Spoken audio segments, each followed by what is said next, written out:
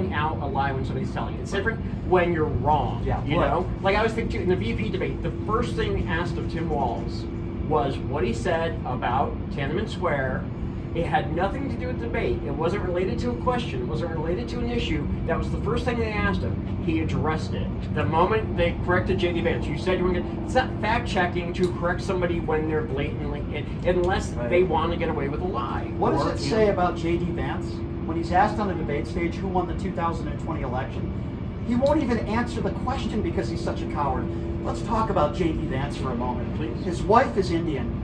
She's a very intelligent woman, beautiful, intelligent, educated. Donald Trump invited a woman by the name of Laura Loomer to hang out with him on the 9/11 anniversary in September. This is a woman who said if Kamala Harris gets back into the White House will smell like curry. And when which is a despicable statement, J.D. Vance was asked about that, and you know what his response was? Well, it doesn't matter whether they're serving curry or fried chicken. And then he went on talking about policy. What a frickin' coward. How could you be a woman who is married to that man who has no backbone, who once called Donald Trump the next American Adolf Hitler? And by the way, that's not a mistake, right? A mistake is when you leave your keys in your car. That's a mistake. When you call somebody and compare somebody to Adolf Hitler who killed 7 million Jews, and then say, oh, I guess I was wrong. I guess that was a mistake. No, that's not a mistake. Because J.D. Vance knows who Donald Trump is. Now, even I don't compare him to Adolf Hitler. He's a despicable man, but he's not Adolf Hitler.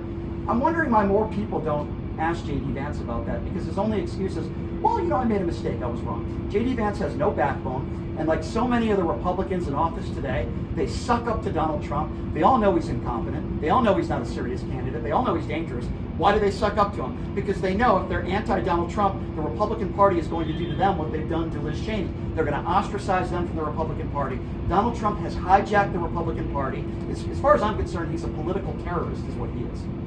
All right, so let me ask you next. By the way, do you want my opinions or am I holding back? No, okay. No, because I'm I going to think Tim Walz is the one that always misspeaks. All right. I can interview you next. No, J.D. Vance. No, don't say no to me. Are. Yeah, okay, you don't have to brush me off and say no to me. I'm just interviewing him and I'll interview you. But don't say no to me. Okay, I'll interview you next. I'll interview you next, but don't put up your hand to silence me.